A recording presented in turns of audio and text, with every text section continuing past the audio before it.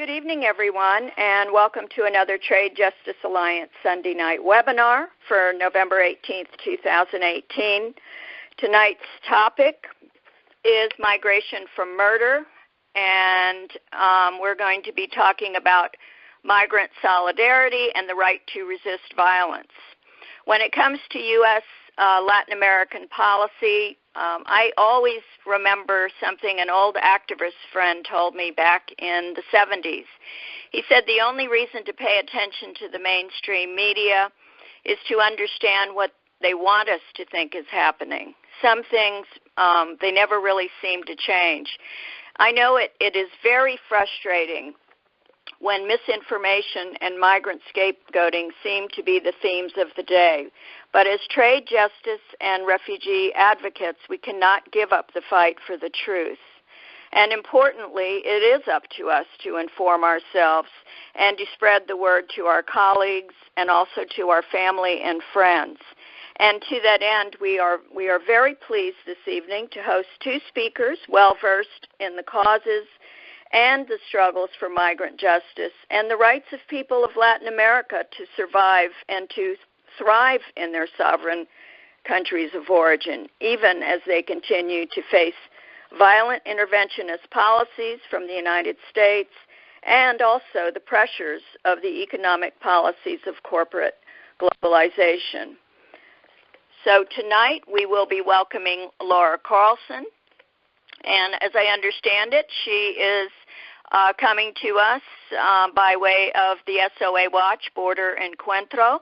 She is the director of the Americas Program in Mexico City, a program of the Center for International Policy based in Washington, D.C.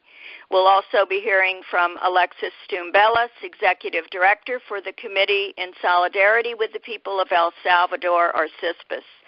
Tonight we will also have an action update from Mackenzie McDonald Wilkins. He is an organizer with Popular Resistance's Trade for People and Planet, and he'll be speaking about the signing and days of action around the signing of the NAFTA 2 or USMCA. And that is going to be signed during the G20 meeting in Buenos Aires, Argentina on November 30th. I'm just going to go over just a couple of technical points. If you are in phone only and you would like to enjoy the meeting room, just go to tradejustice.net/webinar, put your name in the highlighted user field, and press enter. We use phone for audio, just in case you haven't noticed. But if you want to use the soft phone, which is free of charge, you can just go to free conference call hd.com/dialer and enter the dial-in number with the access code and put that into the on-screen keypad that you'll see there. And then you will have audio over your phone and, over your computer, and that will be free of charge. Be sure to remember to turn on your computer speakers. You can visit our website at tradejustice.net, and you can join our Facebook group. We'd love to have you at Trade Justice Alliance. We have only one rule for our chat box, and that is to please be respectful of our wonderful guest speakers and attendees. Also, when you do raise your hands to speak, please make sure you actually have a question. My name is Harriet Haywood. I'm an organizer with People Demanding Action, and I am a coordinator with the Trade Justice Alliance Working Group.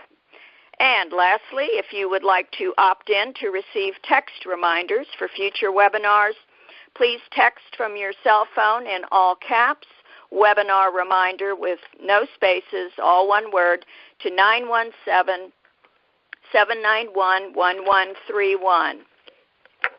For Popular, I'm going to go ahead and introduce Mackenzie. Mackenzie is an organizer for Popular Resistance. He grew up watching the NAFTA deindustrialization of Metro Detroit, and he learned about trade justice during the Occupy movement, and shortly thereafter he moved to southern Mexico, where he worked for 2 years with indigenous and mestizo communities, saving seeds and learning traditions. And in 2014, Mac walked across the United States for climate justice.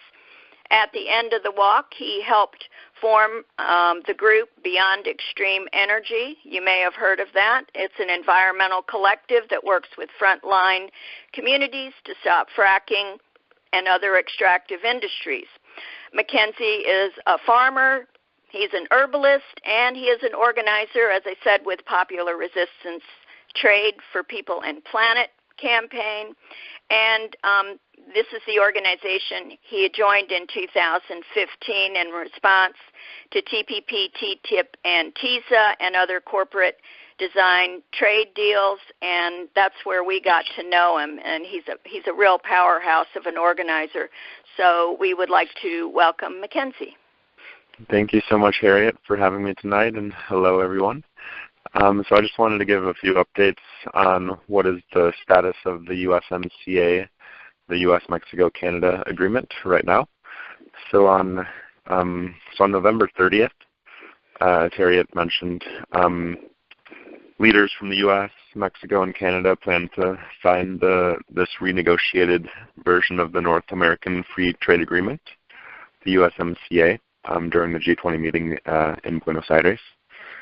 This is the last date that the agreement can be signed by the outgoing Mexican president, Peña Nieto, before the new president, López Obrador, takes office.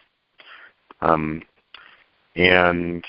according to the fast-track process under which this agreement will most likely go through U.S. Congress, it will most likely come up into Congress in early 2019 under the fast-track process, which will prevent Congress from changing the agreement in any way, and it forces an up or down vote within 90 days. So this doesn't really give a lot of time for reading and understanding the USMCA, much less holding debates on the content. And fast track was used, of course, to pass the original NAFTA, as well as the WTO. And it was renewed by Congress in 2015 when Obama was pushing for the TPP. And well, now we're stuck with it basically until July of 2021. But on the flip side, when we were fighting fast track, that debate really energized the TPP movement, and that ended up stopping the TPP in Congress. And the TPP movement, it was international, and it was a very broad alliance of thousands of groups that sent a really clear and unanimous message to Congress that we don't want any more of these corporate trade agreements. And we argued very clearly also for another model of international agreement that prioritizes human rights and the environment, not corporate profit. So we think that we need to have really the same unanimous opposition to the USMCA and any new corporate agreement that they come up with, no matter what tiny concessions are made to try to sell the deal to the public and to Congress. And as far as USMCA goes, the movements are coming together with strong statements right now of opposition from environmental groups, healthcare, affordable medicine groups, food justice groups, and from labor as well. So let's see, I just wanted to also talk a little bit about some upcoming actions that we're going to have. So as Harriet mentioned, and I mentioned, November 30th is the most likely signing date of the USMCA. We're going to have a day of action on that Friday, National Day of Action, and also on December 1st, in case people can't do anything on a weekday. So this is going to be a good time to do some actions. The media is already going to be talking about the signing, so it's a good time to amplify our message and make sure the corporate media doesn't dominate the USMCA discussion. So right now, there's an action planned for New York City at the Trump Tower that's being organized by the Citizen Trade Campaign. We'll also be doing something in Washington, D.C. Not fully planned out yet, but that will be coming soon. And as more people plan for actions, we'll post them on our website, tradeforpeopleandplanet.org. We're also flushthetpp.org. So you can advertise your action or find an action near you. And for many of us, we'll probably have to create our own actions. So if you visit the website and go to the Actions tab, you can see some ideas for taking your own actions. And I always like to say, remember, small is beautiful, and even small things can make a really big difference. So we're recommending things like handing out flyers at a busy location, such as the town square or transit center. And also, if you go to our website, into the Action Resources tab, you can see that we have some flyers, or a flyer there, and also some memes that you can print out to hand out to people in your community. Another thing that you can do is hold some signs up over a highway pass or at a busy intersection during rush hour, have a rally, or even just go and be present with handouts and a sign at your member of Congress's local office. And lastly, feel free to develop your own creative attention-getting actions, like the picture I have on the next slide, which is it's simple, grabs your attention, has a clear message. It's easily replicable, and with this one, I just love the face on the T of the TPP. That was really fun. And also, make sure, like, whatever you do, like, be the media. Take pictures, video, use social media, write about it for your local newspaper. If you use social media, check out our social media page, also under the Action tab on the website, and memes, hashtags, and other social media support. And whether you use social media or not, you can send us photos from your action. You can send them to me at Mackenzie at popularresistance.org. And the last thing I'll say is that our next organizing and action call will be on December 18th at 9 p.m. Eastern, 6 p.m. Pacific. So thanks for having me on the call, and look forward to the rest of our discussion tonight. Great. Thanks, Mackenzie. That's really great. So be sure you all email Mackenzie at popularresistance.org if you want any ideas or if you have any questions about putting together an event on the 30th or December 1st. Thank you so much. Okay, so now we're very pleased to introduce our next guest speaker, Laura Carlsen, who happens to be at the SOA Watch Border Encuentro, as I mentioned. Laura is a global traveler for migrant justice. She is the director of the Americas program with the Center for International Policy. Laura holds a master's in Latin American Studies from Stanford University, and she is a frequent media commentator and television host. Laura Carlsen is widely published with articles and chapters on social, economic, and political aspects of Mexico, and she has worked as a gender and communications consultant with Just Associates, the Nobel Women's Initiative, Global Fund for Women, and as a policy consultant and writer for the International Organization for Migrations.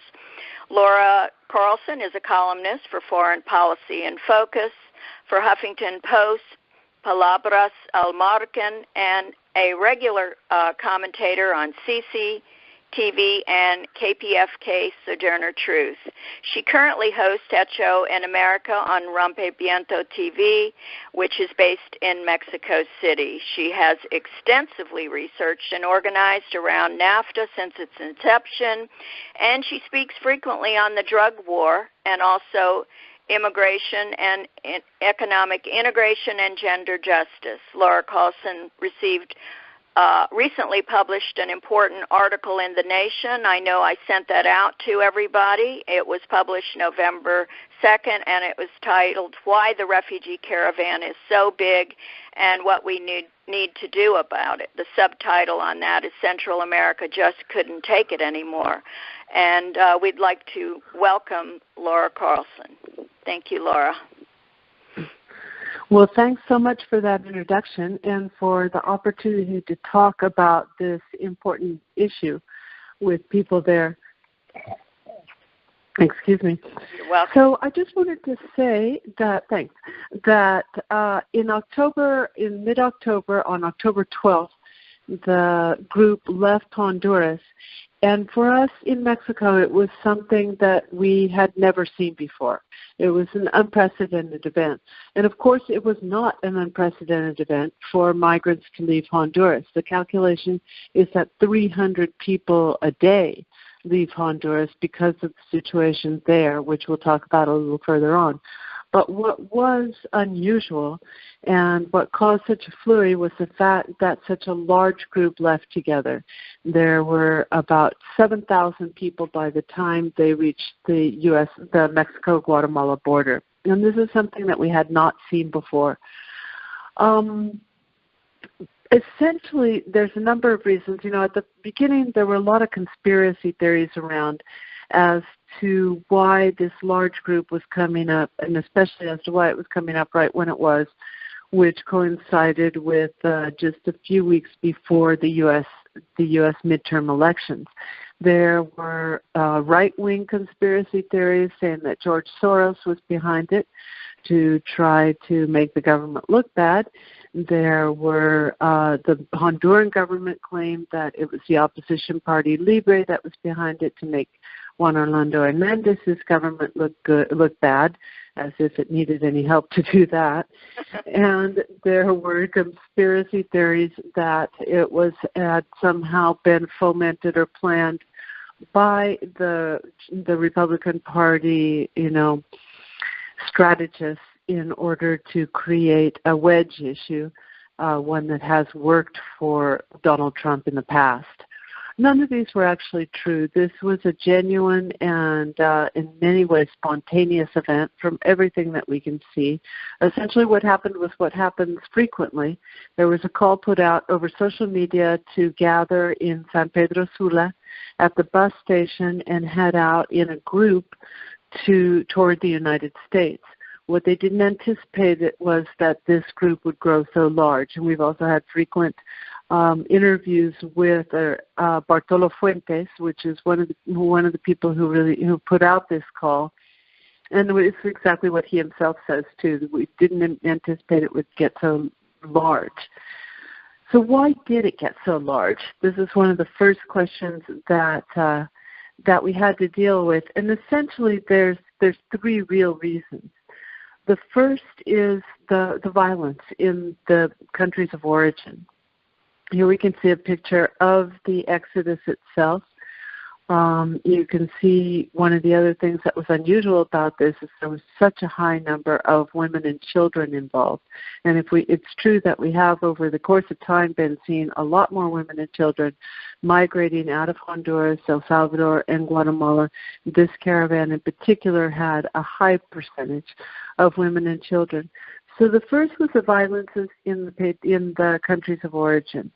And a friend of mine who's a researcher here in Mexico City has broken this down into essentially three types of violence that pretty much cover what the problem is, and that's state violence, market violence, and patriarchal violence. As we talk to members of the caravan, especially in Mexico City, where they spent several days, and I have several interviews for people who speak Spanish on Rompe Viento TV with members of the caravan about why they left, about how they're organized, and about what the plans are. What they all said had to do with a combination of these types of violence.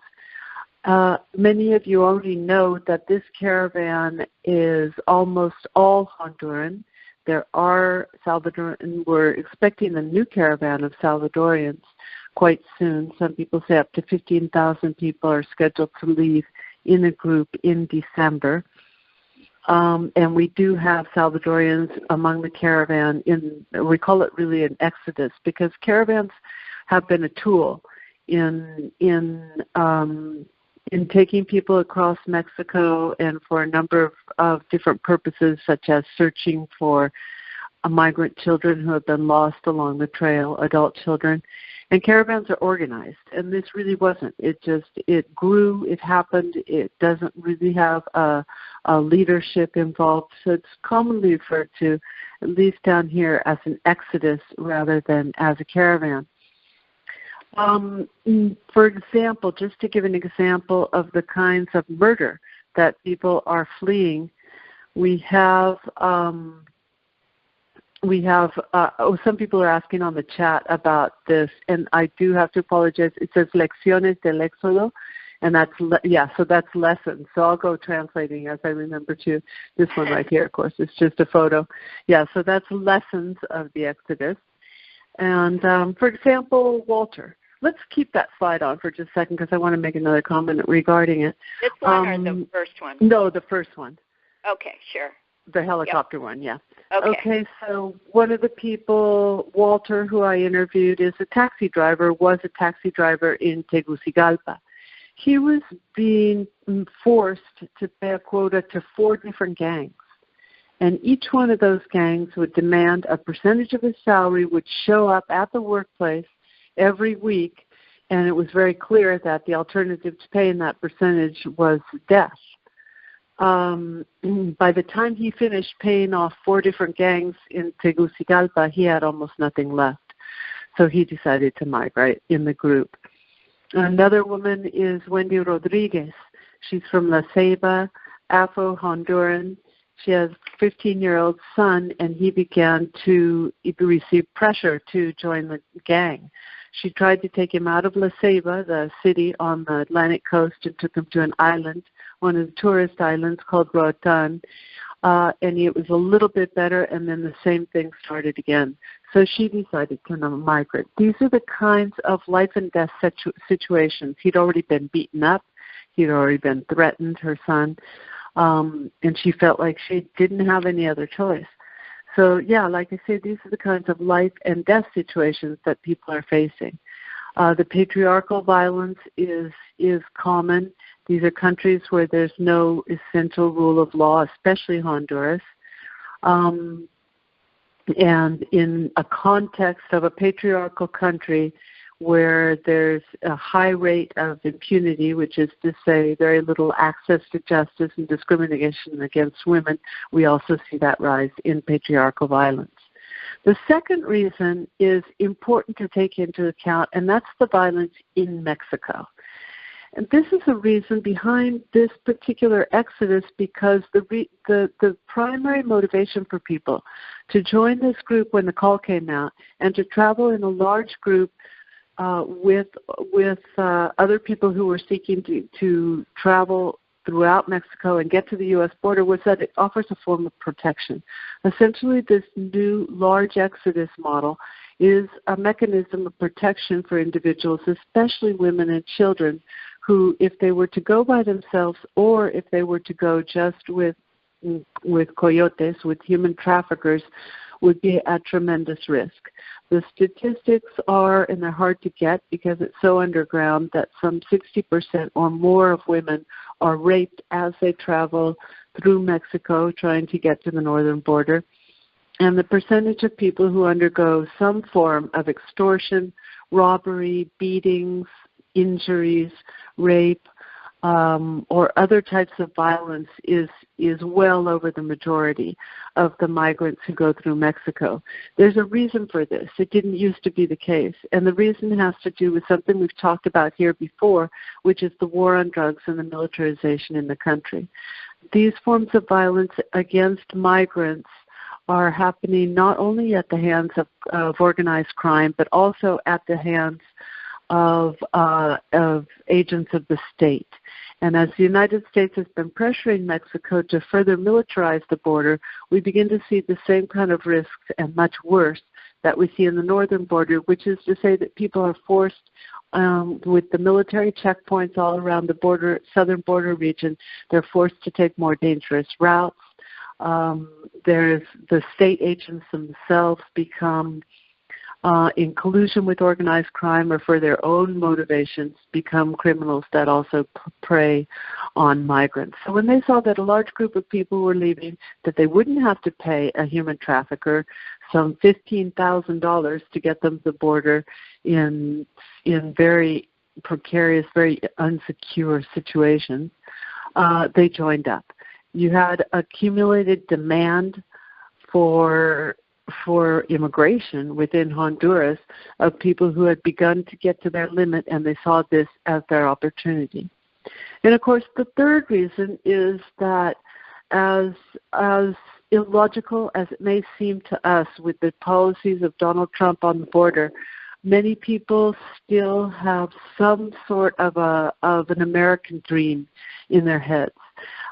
Part of it has to do that the wealth in the United States, much of which is the historic result of the looting that took place in their own countries and continues to take place in their own countries, becomes a beacon for people who are on the verge of starvation, people who are being displaced by much of that transnational investment in their own countries that later creates the wealth in the United States. They see the United States as a land of opportunity still, or at least a place where they can live safely and not face death threats on a daily basis. Many of them have family there already. Their families are not necessarily saying, oh, everything's fine here. But it's interesting to see, because when you speak to them about what their actual possibilities or chances were of being granted asylum when they reached the border, and talked about what was happening with the Trump policies, it was very difficult for that to be an element that dissuaded them. They're leaving someplace they can't go back to because of the situation of violence, and the only thing they have is that dream. So most of the people, we don't have a count on this, but most of the people in the Exodus are deciding to move forward and go through with the petition of asylum. It's really important to say that that's not illegal. You know, when Donald Trump says that there are people coming up to illegally enter the country, there's nothing illegal about going to a country, fleeing from a country where you're in imminent danger, and going to any other country and asking for asylum. It's internationally sanctioned and regulated procedure that has been protected because it protects people in dangerous situations throughout history. So they have every right to be doing exactly what they're doing, going and making their asylum cases, and the idea that this is an evasion of illegal persons is, of course, completely unfounded in national law. This is a result of vast inequality, and it's really in many, many ways the direct result of U.S. policies. If we talk about Honduras, which is, of course, the main feeder to this exodus, we see the immediate precedents, which are upholding a dictatorship that caused a political crisis by supporting first the bid for re-election of Juan Orlando Hernandez, and then the U.S. government's support of him after he stole that election.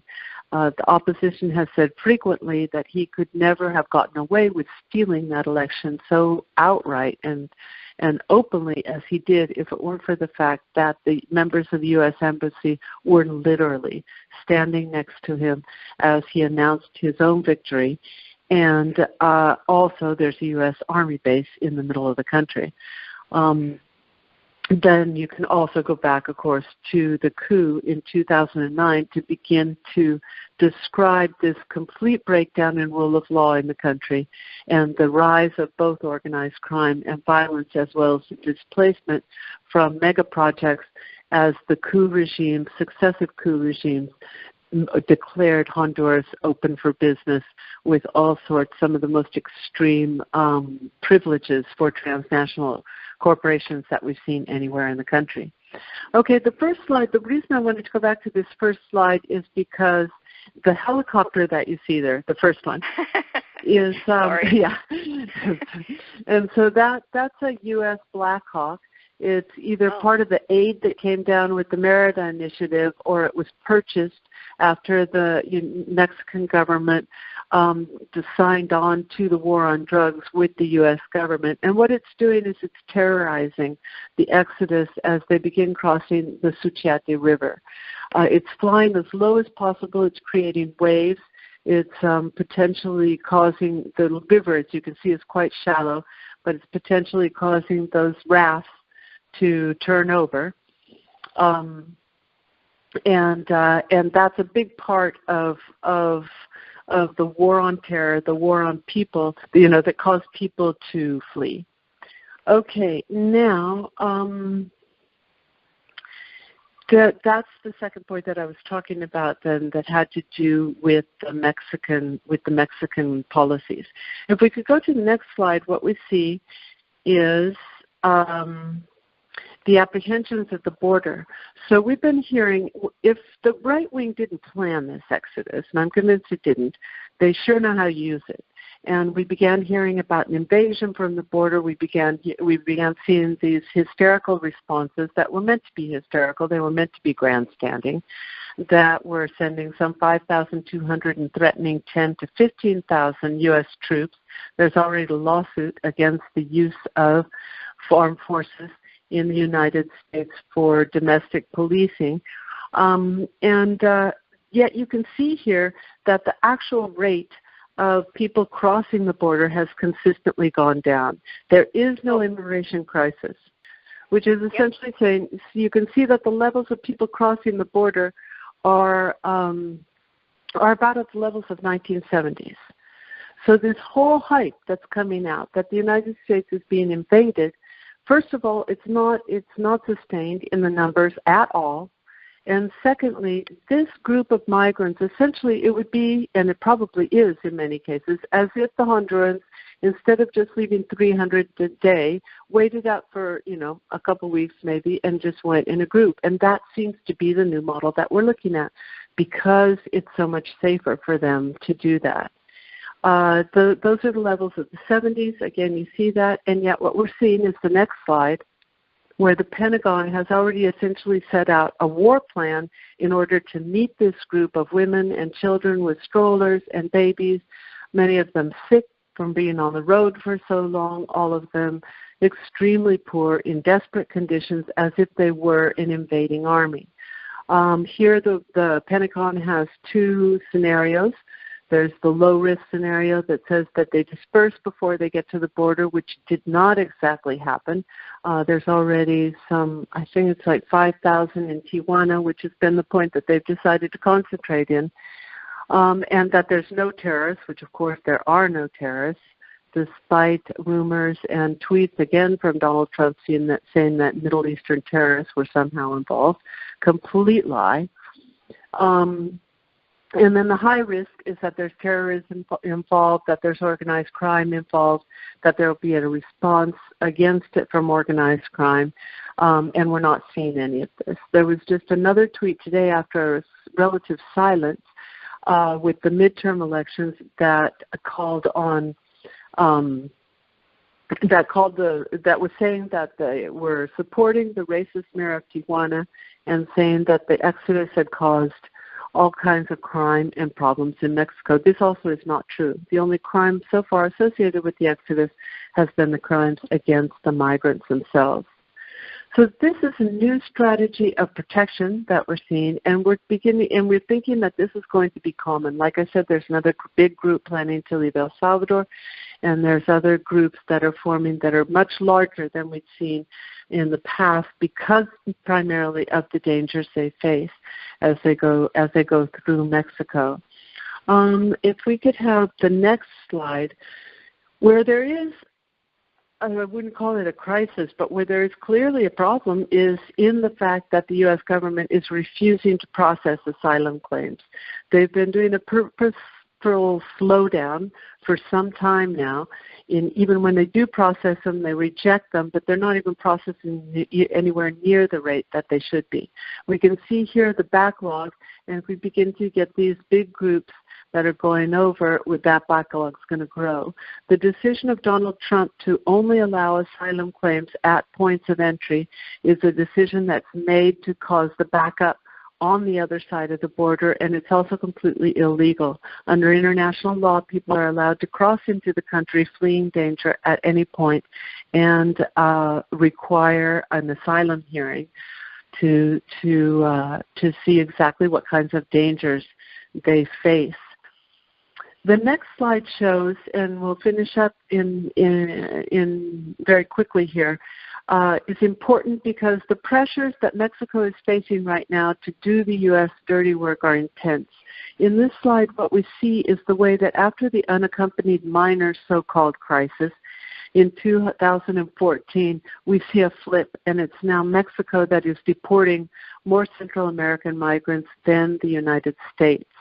There's a lot of pressure now on Mexico to assume something called third safe country, which would mean that Central Americans must apply for asylum in Mexico and no longer have the right to apply for asylum in the United States.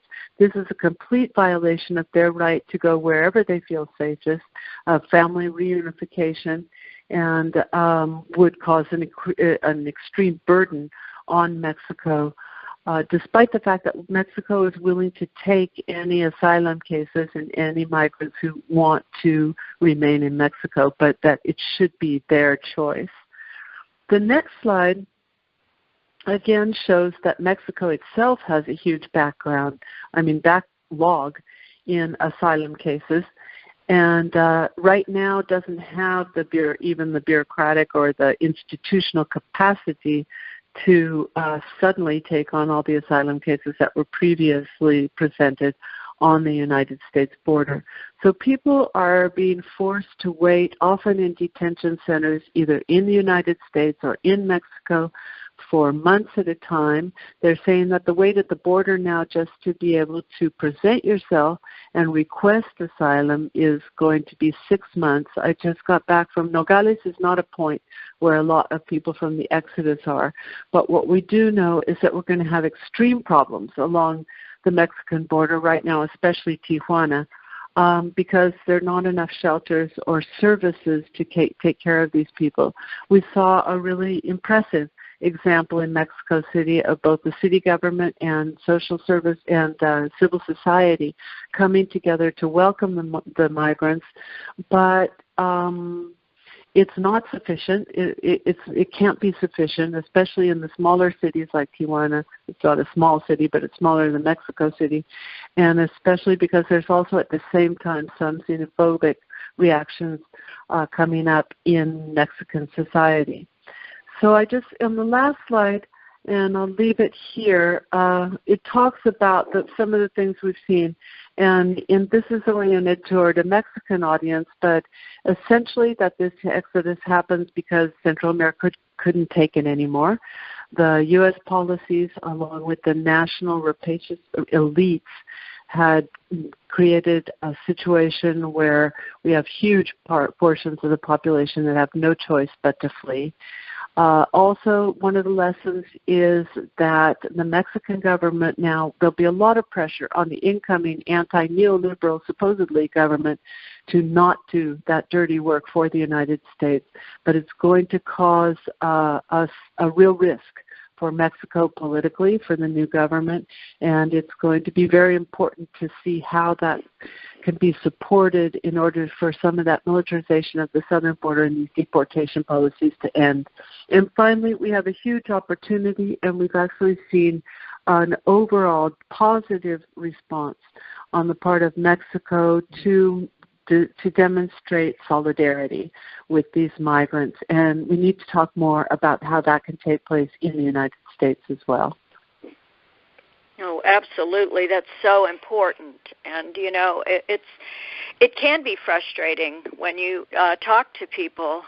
There has been such a strong anti-immigrant, policy in this country. And it's hard to break through, but we have to do it. We have to continue the fight for migrant solidarity, and let's just hope that López Obrador really follows through. And it seems to me that he really wants to, try to work together with the countries of the U.S. and Canada to try to improve the situation for for Hondurans. So let's hope that can be a reality. Yeah, just a quick comment is that the only problem is that we're seeing what he's putting forth in terms of working with the United States to eliminate the root causes in Central America looks a lot like the same Alliance for Prosperity that Mexican government has been working with before, which includes a lot of mega projects and some of the militarization.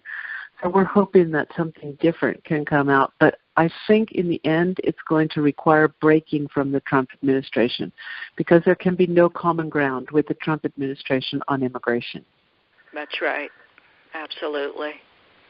Yeah. Of course, during Obama, it wasn't good either, and I don't remember a really good time, but it's certainly just in your face right now with Trump. It's horrible.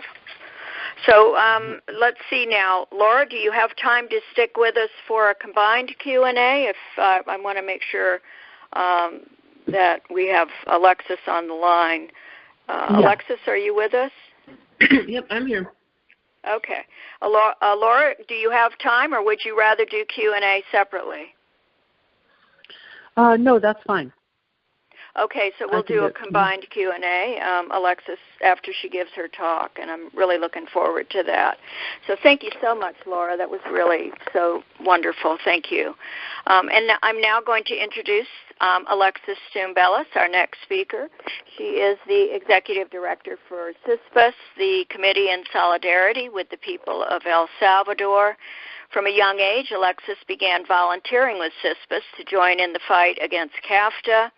And the driving force of CISPAS's work is to accompany the Salvadoran popular movement as it organizes to build just alternatives to corporate globalization. In a recent press release, CISPAS announced CISPAS calls upon the governments of Mexico, Central America, and the United States to respect the integrity, the dignity, and the rights of all migrants and asylum seekers, and to end the repressive, exploitative policies that force poor and working people to migrate in order to survive. Welcome, Alexis. Thank you so much for having me, and it's really a privilege to be speaking with all of you and to follow Laura.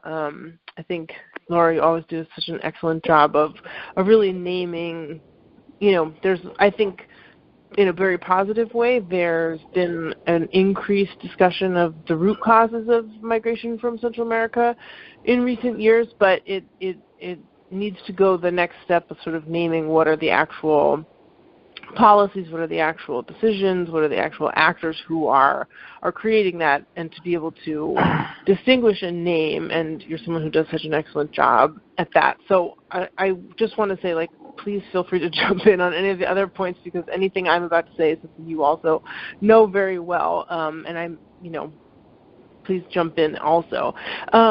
I just wanted to give a couple of points, and I will try to keep it brief so that we can have more of a discussion.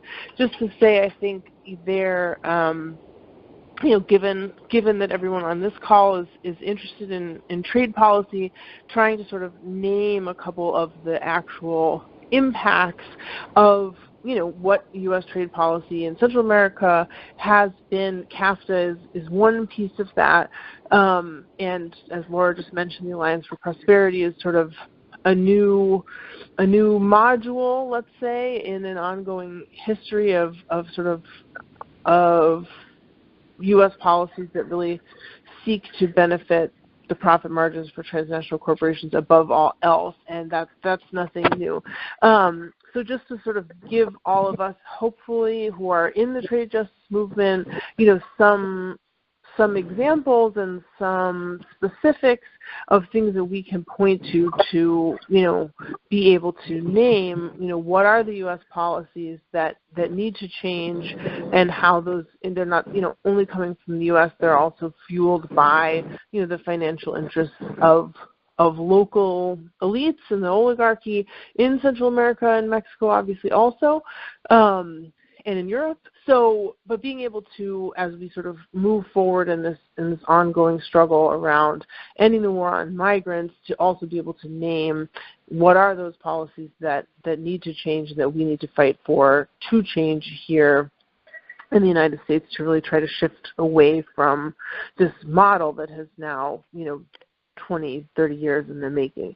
So I just want to name a couple of those dynamics Laura mentioned, some of them as well, in terms of mega projects, whether that's hydroelectric dams, whether that's fracking, and a lot of mining projects that have are not new and were not necessarily facilitated by, the signing of CAFTA in 2006, but certainly CAFTA has given legal framework to corporations, transnational corporations, to, bolster themselves, give them an entirely new legal framework that sort of puts their rights above national rights, puts their rights above the rights of the communities.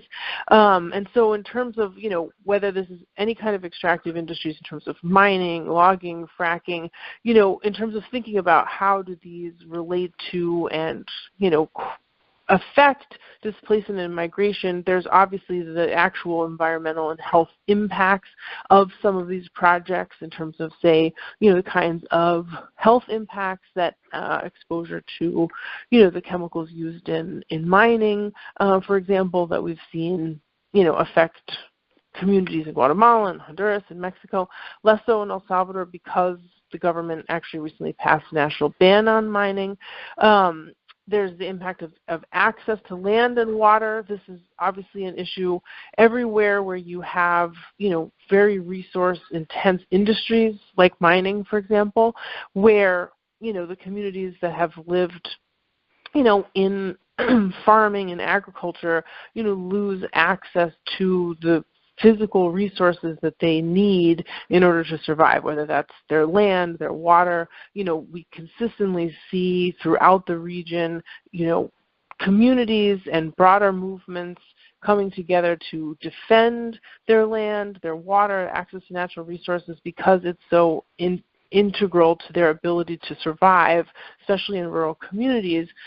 And so there's also a relation to violence and repression, whether that's coming from, private security owned by those corporations, state actors, police, military police, whether that's sort of paramilitary style groups, is sort of this gray area between, private security and working in concert with state actors.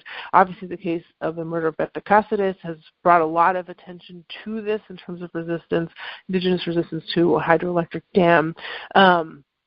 And just to sort of note, thinking about trade policy, what's the role that the trade policy has played in fueling that is partially, the legal mechanisms and legal protections that corporations have under the free trade agreement. Obviously, something like investor state shows very plainly that the law is on the corporation's side and giving them the ability to sue countries for taking actions to protect land resources, workers' rights, brings them squarely into global fights to defend themselves for taking such actions. So another sort of, aspect of neoliberal economic policy that is also sort of baked into trade agreements, and this isn't new to most people on this call, but I think something that, is, I think, the framework that Laura put forward in terms of having talked to people, especially from Honduras, who are on the Caravan, of this idea of like you just can't take it anymore, has also been fueled by privatization. And so you have a sort of simultaneous situation. This has been true, for decades, and is sort of, I think, increasing, especially in Honduras now, where you have this dictatorship that is really at the service of the financial elite and of the corporate elite, in which, the standard of living is dropping dramatically when the wages that people are earning are barely enough to survive, or less than enough to survive as it is. And because there's push to continue to privatize more and more public services and state services, the cost of maintaining a family, of maintaining yourself, maintaining a household, continues to rise. And again, this isn't new. Policies in terms of pushing governments to privatize in the name of austerity go back to IMF loans and Inter-American Development Bank loans going back to the 90s, but I think we're seeing that has continued in Honduras recently, and the IDB is continuing to fund, quote-unquote reforms around the electrical sector. There's been a huge push to privatize the electrical sector in Honduras. And so you have, when privatization happens, you have this sort of perfect storm of jobs that are lost, especially union jobs that are lost. And again, this is no surprise to anyone who's been working on the NAFTA fight for all these years, but this sort of perfect storm of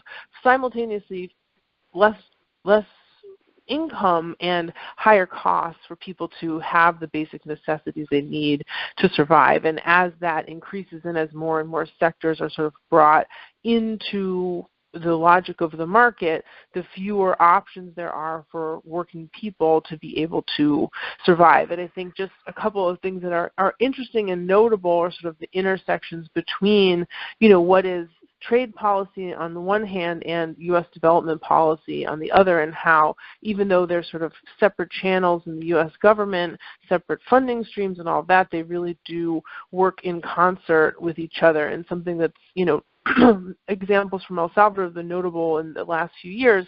El Salvador is sort of the only country at this point among Honduras, Guatemala, and El Salvador that has a left-leaning government, and they have tried to put up some walls to U.S. and transnational corporate interests. And what we've seen is a real punishment on behalf of the United States government, including the embassy, USAID, the Millennium Challenge Corporation. Sort of any resistance to that model is met with sanctions, punishments, legal threats of one kind or another.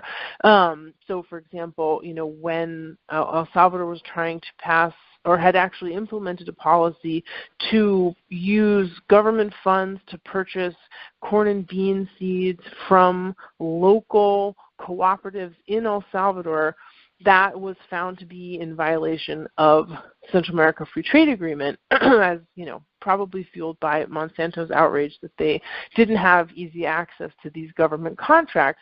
But instead of going through the channels that are supposedly in CAFTA for these kind of dispute mechanisms, the United States government threatened to withhold development aid to El Salvador under the Millennium Challenge Corporation until they were able to basically get rid of that policy. And similarly, the United States held up development aid to the Millennium Challenge Corporation until El Salvador passed a public-private partnerships law that would have basically opened up all state sectors, healthcare, higher education, water, prisons and public security, highways, dams, roads, to public-private partnerships into private in management and profit. There was a lot of resistance to that in El Salvador, so the bill that the United States wanted them to pass didn't ultimately pass. But you start to see that the United States is using every tool available to them to push governments in Central America to adopt policies that are going to open up as much of the economy, as much of the land, as many of the resources to foreign transnational corporations as possible. And, as Laura mentioned earlier, sometimes that means propping up right-wing dictatorships to do it because they know that they will be sort of loyal servants to that political and economic agenda. Another thing just to sort of mention that we, again, know, but I think we're starting to see specifically, as another factor for why, life has become untenable and unsurvivable for poor people in Central America, is just to sort of say that the drive towards export-oriented economies, especially when those are agriculturally based, which has again been sort of one of the pillars of CAFTA in terms of what is supposedly going to be an economic boon for Central America and help to create jobs and growth, has had a multitude of negative impacts, including, whether we're talking about the palm oil industry in Honduras or the sugarcane industry in El Salvador.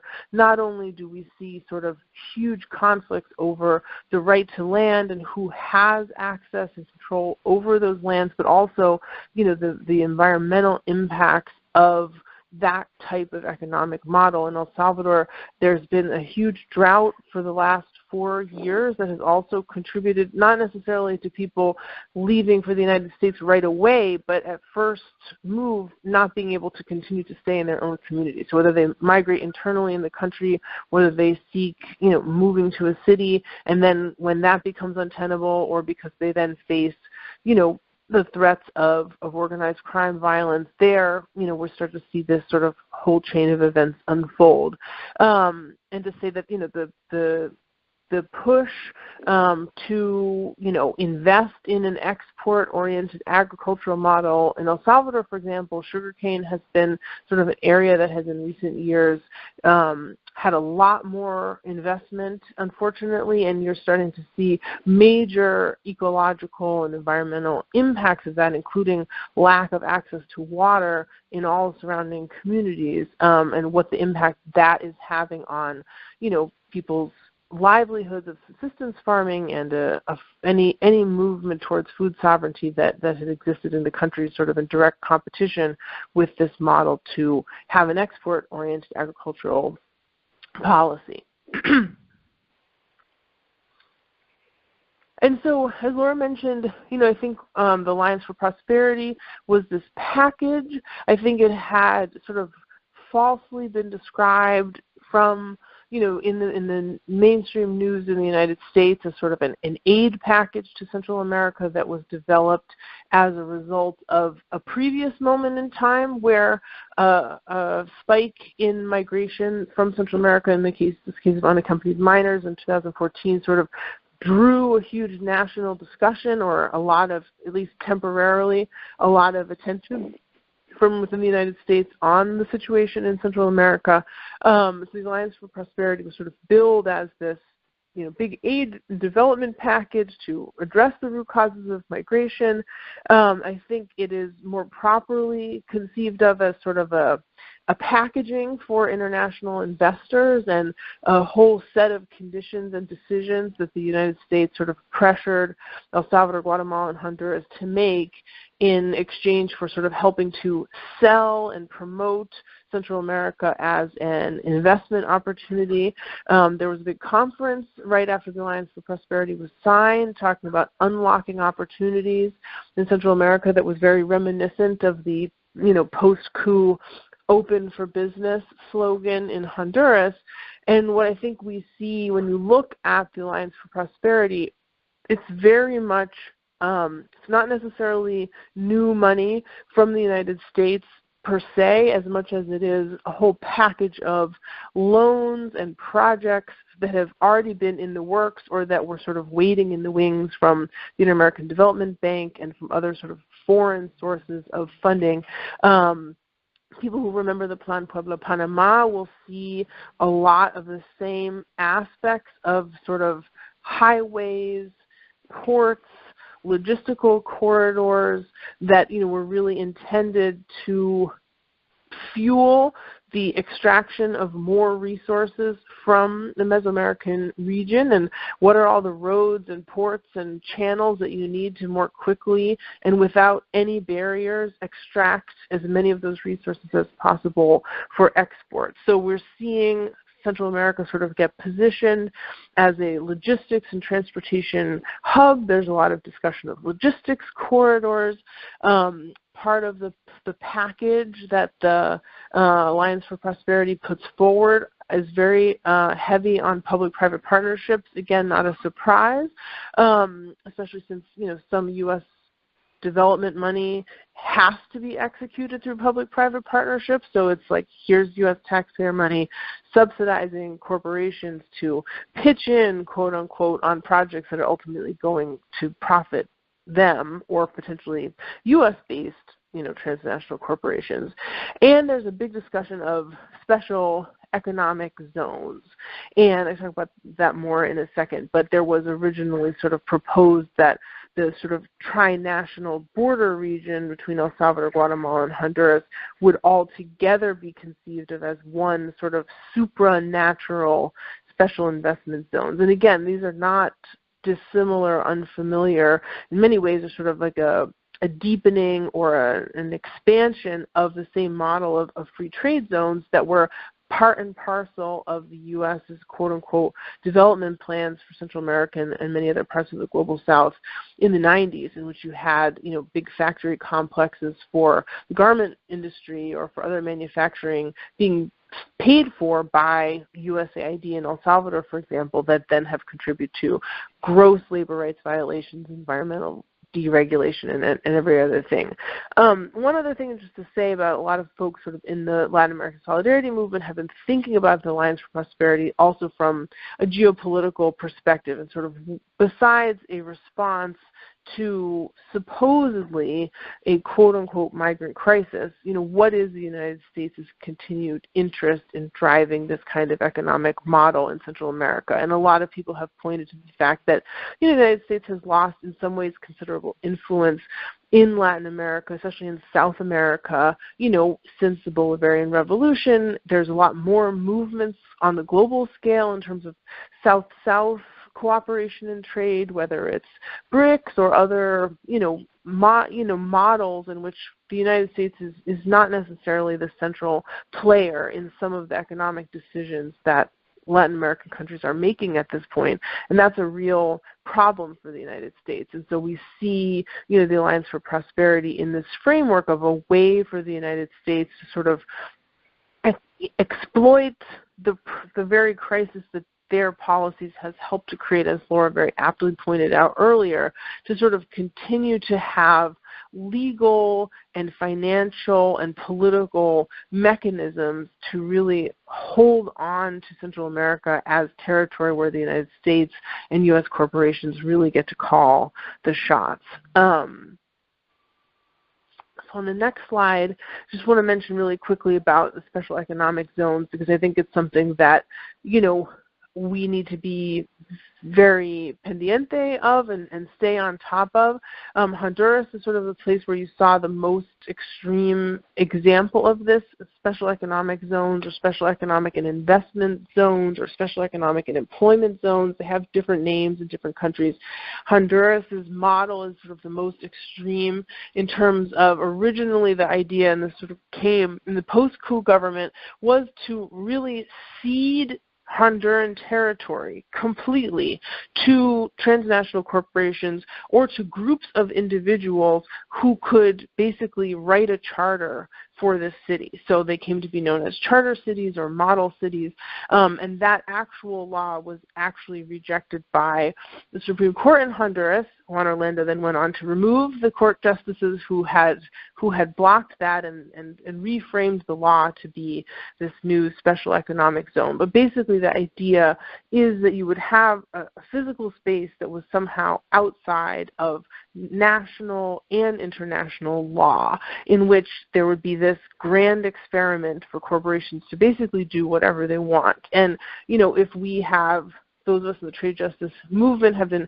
seeing that trend throughout all trade policies that the United States drives, something like a charter city is really the extreme example of that, in which it's not just a battle over whether you have to comply with national laws.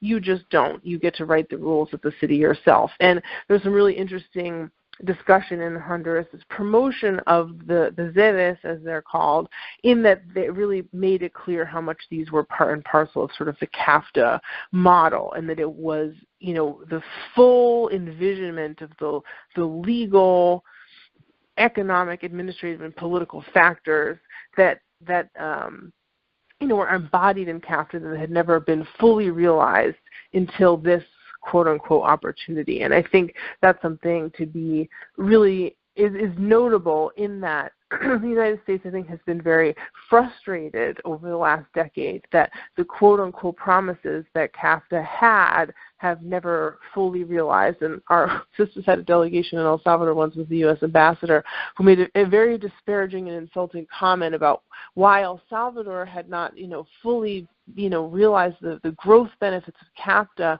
was, well, if you have a red Ferrari sitting in your front lawn but you don't know how to drive it, what good is it to you?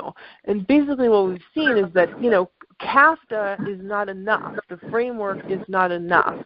Partially that's because there is significant resistance from indigenous movements, from organized communities, from women's movements, from unions all throughout the region, that there has been resistance to what that resistance to CAFTA had never gone away. And so to a certain extent, the dream of CAFTA from the corporation side is still being hampered. And so what we continue to see is more and more policies that force the issue, whether it's creating a charter city, whether it's, withholding development aid until El Salvador complies with CAFTA, or whether it's now the Alliance for Prosperity, if we're going to force these countries to adopt policies in order to get the aid that they now so desperately need, theoretically. And so, again, the original proposal for the Alliance for Prosperity sort of put forward a special economic zone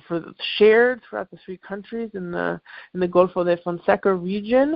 That has sort of deteriorated, and now each country seems to be pursuing some version of that on their own. But even El Salvador, where there's a left-leaning government, has been under tremendous pressure to put forward a model that is inherently opposed to other things the government is trying to promote, because this sort of race to the bottom mentality is so pervasive, and because it's now mandated in this sort of tri-national agreement that the United States and the Inter-American Development Bank, facilitated for the governments of Central America.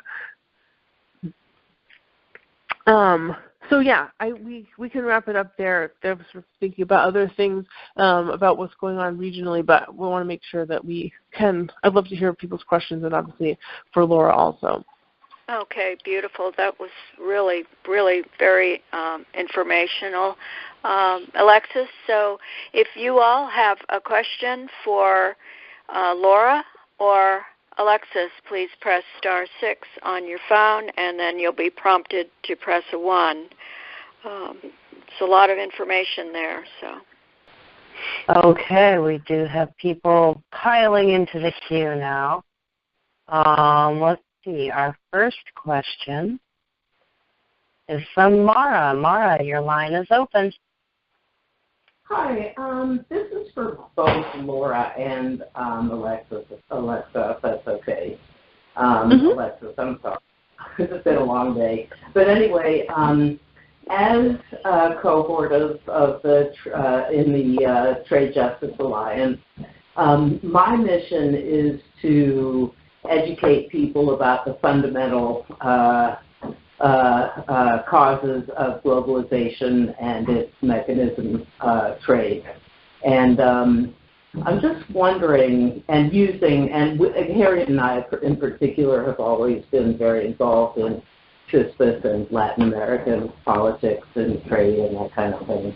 And I'm just wondering if either one of you would have some input into what the best way we can contribute to educating people about the broad issues so that they can focus in on learning about Honduras, learning about Ecuador, or wherever, and putting it all together and understanding how it fits in global solidarity in terms of globalization and, toxic globalization and the mechanism of trade and survival, migration, and whatnot. So if either one of you or both wanted to help us focus our work, I think that the human stories that are provided by the Exodus are really important, because this is the way these tendencies get lived out in actual families' experiences. So a lot of I really liked Alexis' part about how, so much of the effects of globalization, there are some cases where it's directly displacement, and you have a project coming in and people and indigenous communities are kicked out and forced to migrate. You also have those more insidious effects of the cost of living going up and of poverty also rising at the same time. So as you begin to tell those, and then of course you have the violence part of it as well, because this model requires violence in order to be imposed on societies. So as you begin to tell some of those stories, and there's a lot of them out there now because there's a lot of press covering the Exodus, I think it helps a lot in telling the overall globalization story. Okay, thank you. Thank you. Well, I have basically, they kind of are two questions that sort of revolve around each other. You want to tell us who you are? And my name is Peter. Okay. Has fast track been implemented already, or are they planning to? And in the event that it does, or if it has, they're going to probably do what they did with the TPP, like China's claim, it needs to be renegotiated because they just keep repeating it enough, figuring that they could just say it enough times and eventually people will believe it, or we won't be able to call bullshit every time. Well, the fast track was passed, I don't know, a few years ago. So okay, it still is in? It's going to be for 6 years. And, yeah. Wow, that's a long time. Yeah, I mean, I think I'm a little confused about that part, too, because a lot of our counterparts on this new NAFTA agreement have they're taking a position of there's some improvements there, but it needs to be changed. It needs to go further. It needs to have labor enforcement. And it's not clear to me how you get that if you have fast track. So I assume, but I'm not sure, that the strategy is that if there's enough pressure and it looks like it can't get through Congress, they're not going to call a vote on it. Or there might be, or I suppose there might be some way that they actually can open it up. But right now, fast track would apply, and it'd be an up and down vote, and it's not clear what way it would go, apparently. That's right. Okay, thank you. Our next question comes from Paul. Paul, your line is open. Hi. Can you hear me okay? Yep. Mm-hmm. Okay, yeah, Paul Flansburgh from Rochester, New York. This question is to Alexis Stoumbelis. Alexis, you mentioned how against CAFTA. Could you go into a little bit more detail about that? In particular, what would a particular organization say CAFTA is doing to us? Well, I think that's an interesting question, and anyone else should also feel free to chime in on answering this question. I mean, I think there was so much of the U.S. resistance to NAFTA, and I think, rightly so, came, about as a result of seeing sort of massive job loss, especially in the manufacturing sector in the U.S. But, right, but what are people saying about it in, for example, in El Salvador? What are they saying? I'm sorry. I thought you meant here in the U.S. Right, yeah. But I mean, in other words, what are people in, yeah. Okay. I mean, I think it depends. I think in El Salvador, the way it's sort of played out the most, because finally and hopefully continues, there is a left-leaning government that has tried to go a different way and has tried to sort of have national policies that have been more driven towards actually meeting the population's needs, for example, rebuilding a domestic agricultural market.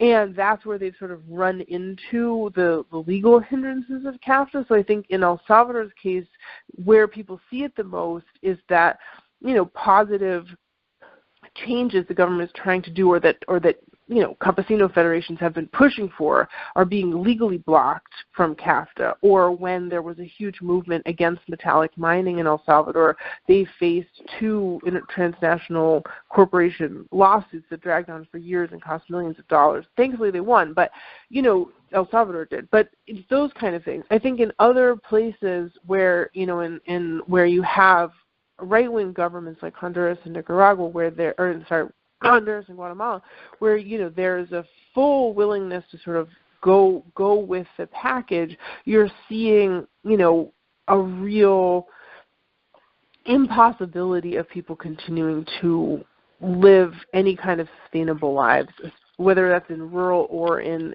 urban communities, because the ways that people had lived in rural communities are no longer possible because their lands have been taken over by palm oil plantations, or their waters have been polluted, or they've been displaced to urban areas, but the jobs that they can get there in free trade zones are very unstable and don't pay enough for anyone to survive. So I think, it's sort of CAFTA has been one piece, not the only piece of the sort of bigger neoliberal package that has really made day-to-day life very impossible for anyone who isn't part of the oligarchy. So when you said campesino movement, can you speak a little bit more about what that is?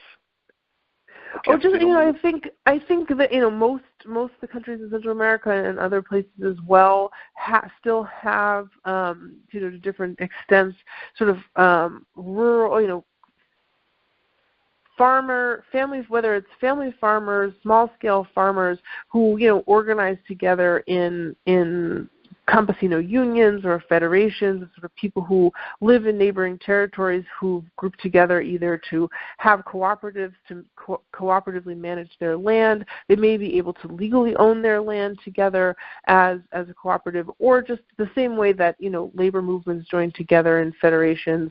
You often see campesino organizations join together to sort of advance a broader class and political agenda of what do they need as rural communities as small-scale farmers.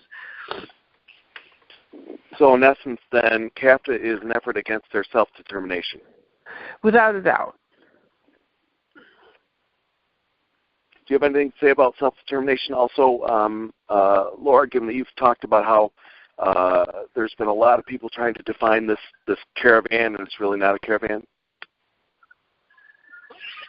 Well, on the same issue that Alexis was talking about, I think we could possibly see some showdowns now with NAFTA too, because this is exactly it's self-determination, but it's also the ability of a government to create its own national development plan that's not just based on transnational, on the international market, which never develops a country, and not just based on U.S. interests in even a country that's so tied to the United States as Mexico.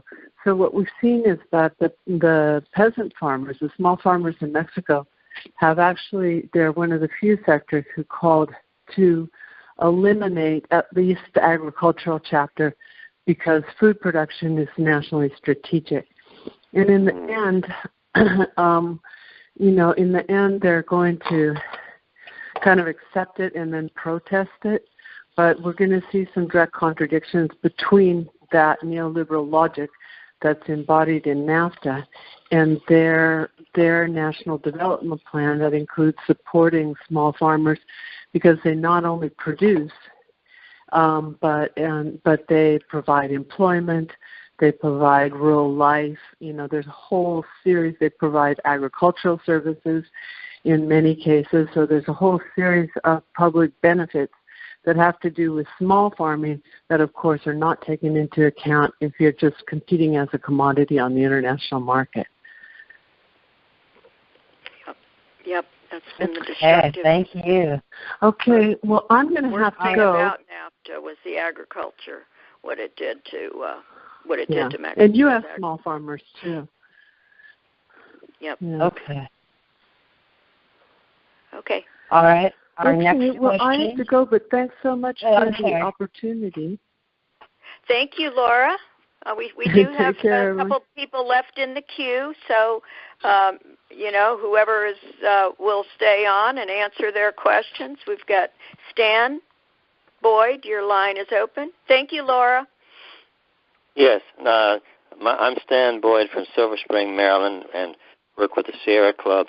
And it was my impression that Donald Trump was opposed to TPP because he didn't want some international body of tripartite lawyers making decisions that would overrule our own, national interests, because it could be applied not only to the developing world, but corporations from other countries could also, impede our own national programs.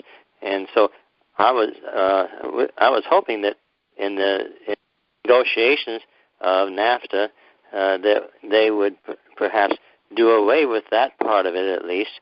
And then, of course, we wanted to have better labor rights and so on. But it sounds to me like it's not going that way at all, that they're actually going to continue the international tribunals that will be enforcing rules that benefit the corporations, which cannot be overruled by national courts or even the Supreme Court of the U.S. Is that true? What is it really a worse thing than it was before? Are you asking Alexis? anyone that wants to talk on this. Okay. Alexis, did you want to attempt that, or? Well, I don't. I mean, I think it's a really good point. I don't know enough about the what's in. If somebody who knows more about what the sort of where things landed with investor state in the new bill, I'd love to know. Yeah. Well, I can talk to it a little bit. The investor state dispute settlement provision has they're touting that it really has been pared down quite a bit, but it is. It's pared down except for the oil and gas contracts that U.S. oil and gas companies have with Mexico, and of course that's going to be terrible for climate. And there's other provisions that enforce that the United States and Canada have to ship our oil and gas to Mexico. So that's another provision. And another provision that they're not really talking about very much, but is really huge. It's Chapter 28 and other.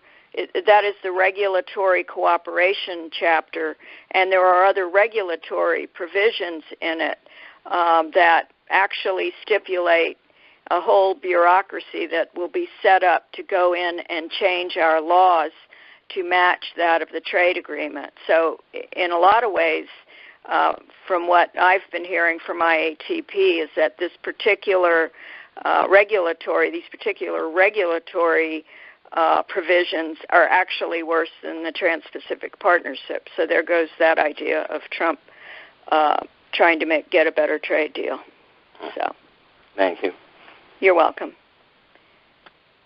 Okay. Our next question comes from area code 904. Your line is open. Hi. Thank you so much for everything that you people do, first of all. Second of all, just hearing about this new trend with investor state and these special economic zones, it's kind of out of this world, the disconnect between where the consciousness is of the American people in terms of the mainstream media and what is the actual truth about these trade agreements.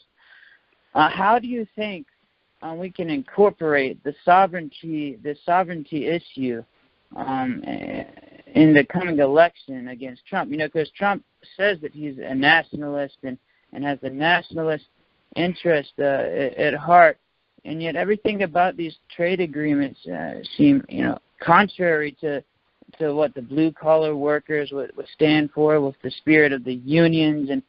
And I think who the Democrats pick, maybe someone like Elizabeth Warren, I don't know.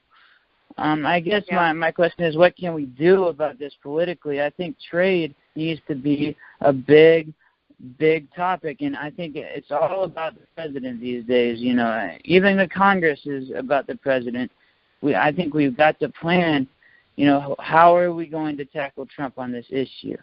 Well, we just have to oppose this trade agreement because there are too many, aspects of it that are trample farmers, and they trample, right to medicine and right to, countries like Mexico to have, for their own food sovereignty, So, and their own, just their own sovereign right to, have their own laws and regulations that protect their citizens and their environments. So, did you have a question for Alexis, because it's getting kind of late? So. Yeah, no, I think that was just it. Is more just what can we do about it? If there's an information sheet that could be handed out with references there that I could use to argue with my peers. Okay, that's great. Well, keep in touch with us, and I know Popular Resistance is going to have a flyer also, but there's so much information now. You can go to our Facebook group, Trade Justice Alliance, and we have a lot of information on there. So we have one more person in the queue. Thank you, Adam. Appreciate it. Or Aaron. Thank you. Sorry. Either way. Take care. Okay, so we have one more person. Okay, Mara, you're back on. Hi, It's Mara again. I just want to tell Aaron, was that Aaron or Adam, real quick? If you're interested in pursuing the sovereignty issue, go to Coalition for a Prosperous America. They're actually a pretty far-right organization, but they're very against free trade, and one of their issues is sovereignty. So look up their website, Coalition for a Prosperous America, and you could probably do some stuff with them. The question I had was, in particular, I think Harriet answered it. I was going to ask about the issues that we discussed earlier, and Harriet really answered it, so I didn't know how to cancel the question. So thank you. You mean about the regulatory provisions? Right. Okay. But I can't stress how important that is, because it's not only very replaced important. Yeah, I mean, the ISDS is not gone. It's just morphed into something. They just renamed it so that everybody would be happy. Morphed into the regulatory provisions. Okay, right. Well, we're going to have to move on now. Thanks, Mara. And thank you so much, Alexis. I appreciate your staying with us. I know you have a little one at home, so thank you so much. Appreciate it. Thank you. Yeah, on. Thanks for the opportunity, and thanks for everybody's great we thoughts and loved hearing questions. your talk. It was so enlightening. Thank you so much. Oh, of course. Thanks for all your work. Yep, and we love your group. I'm a sustainer, so if you all want to consider being a sustainer with CISPAS, I'm sure they would love to have you as a sustainer. We would, and so we love your support too. Thanks so much, Harriet. Take care. Bye. All right. Thank you. So, Harriet, yes? We do have John on the line to do his update announcement as well. Okay, let's have John. Okay, let me open up your line. Hello, John. Hi, my name is John. I was invited on by Adam Weissman. Yep. Hi, John. Hi. I just wanted to share some information. I am from Charlottesville, Virginia, and I have a lot of activist friends down there. And I was clued in last night to some work that's been going on in a lot of different cities under something called the National Immigrant Transit Assistance Network. And basically, a lot of detention centers along the border are mass releasing people right now in anticipation of the Caravan. And so they're putting people on buses and sending them to family or other connections. And they're still undocumented, so there's still a risk of them being rearrested as they're traveling. And then also there's just kind of a general confusion going on. Some of the people traveling have limited English or no English skills, and they're traveling with young children. Some of them have health things going on.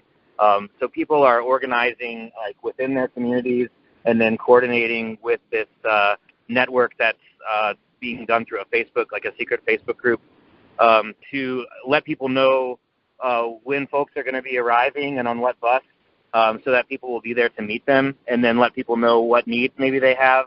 For example, I saw a post just a few hours ago that someone was traveling with a 7-year-old boy that was half naked because he had severe diarrhea and had been continually getting sick on the bus, so they needed somebody to be ready to meet him with some like wipes and other like toiletries and Gatorade and things like that.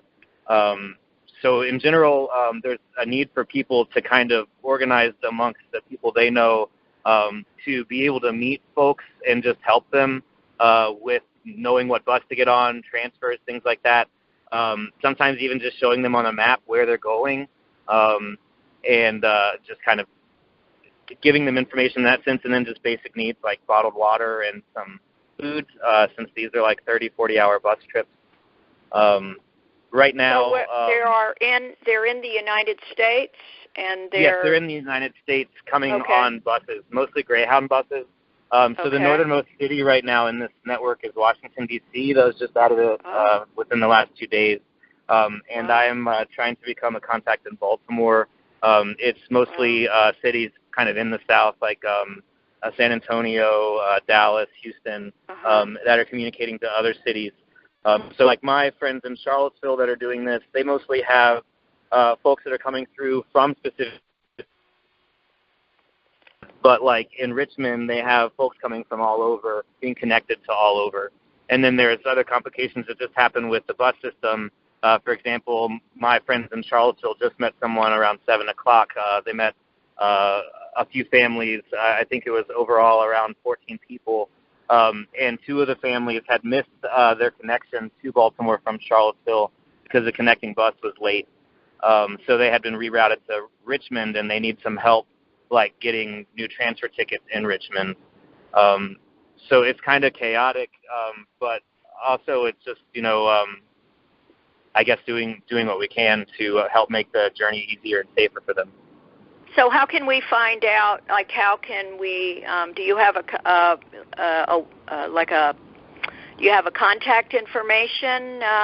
Maybe you can send it to Adam. I can send it to Adam, and I'll ask in the group.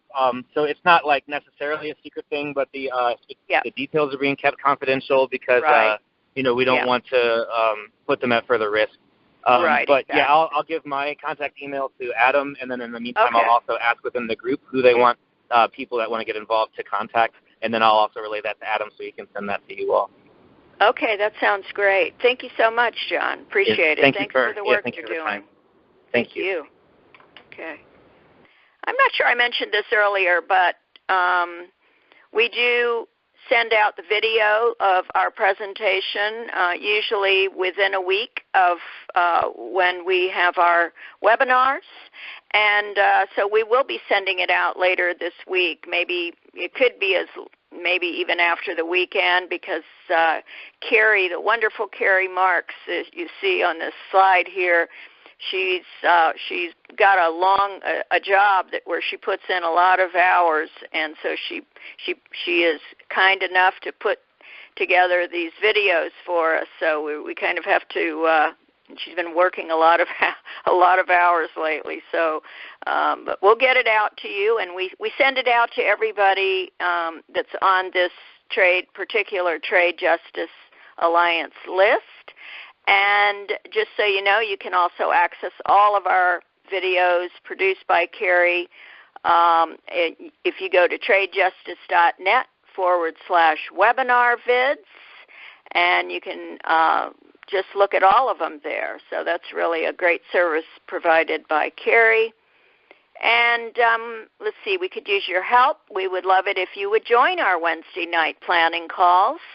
If you would like to volunteer, there are lots of roles to be filled, and those are known roles and yet to be discovered. You can help us plan, organize, or promote and run our webinars.